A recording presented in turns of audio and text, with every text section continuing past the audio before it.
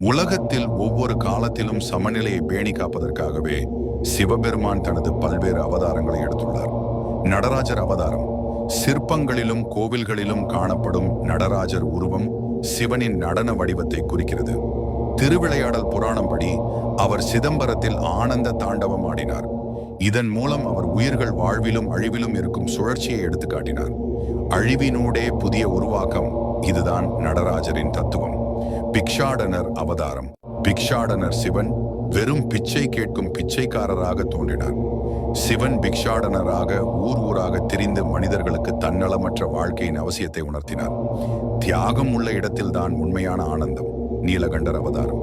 சமுத்திர மந்தனத்தின் போது உருவான ஆலகால விஷத்தை உலக நன்மைக்காக சிவபெருமான் குடித்தார். விஷம் அவரின் கழுத்தில் தங்கியதால் அவர் நீலகண்டராக அறியப்படுகிறார். சுய தியாகம் செய்யும் போதுதான் எது உண்மையான கடமை என்பதறிய முடியும். தட்சிணாமூர்த்தி அவதாரம். தட்சிணாமூர்த்தி சிவபெருமான் தனது ஞான வடிவத்தில் தோன்றிய அவதாரம். உயிர்கள் தன்னுள்ளே பதிக்கப்பட்ட அறிவை உணர்வதே ஆன்மீகத்தின் உச்சம் என கூறுகிறது. மௌனம் என்பது அறிவின் அடையாளம். காலபைரவர் அவதாரம். சிவபெருமான் தனது காலபைரவர் அவதாரத்தில் நேரத்தை பாதுகாத்து நீதியை நிலைநாட்டுகிறார்.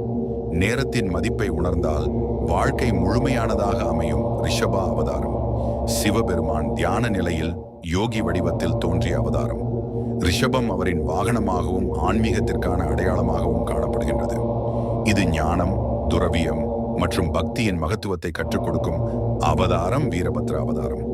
தட்ச பிரஜாபதி தனது மகளான சதியை அவமதித்ததால் சிவன் தனது கோபத்தால் வீரபத்திரரை உருவாக்கினார்.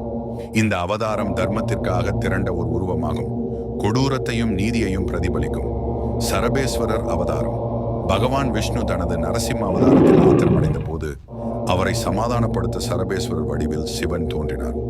சிங்கத்தையும் பறவையையும் ஒத்த உருவம் கொண்டவர். அவர் கோபத்தையும் யுத்தத்தையும் சமப்படுத்தும் அமைதியின் ரீதியான உருவம். அகோர அவதாரம். அகங்காரத்தை அழிக்க சிவன் எடுத்த கொடூர அவதாரம்.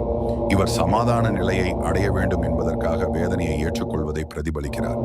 பக்தர்களுக்கு பாசத்திலிருந்து விடுதலை அளிக்கிறார். திரிபுராந்தக அவதாரம். இந்த அவதாரத்தில் தோன்றி சிவன் 3 அரக்கர்கள் கட்டிய திரிபுரம் என்ற நகரங்களை தனது திரிசூலம் கொண்டு அனைத்தையும் அழித்தார். தீய சக்திகளுக்கு எதிரான நீதியின் நிலைப்பாடை எடுத்துக்காட்டும் அவதாரம். அர்த்தநாரீஸ்வரர் அவதாரம். அர்த்தநாரீஸ்வரர் சிவன் மற்றும் பார்வதியின் இணைந்த உருவமாகும். இது ஆண்மை மற்றும் பெண்மையின் சமநிலையை பிரதிபலிக்கிறது.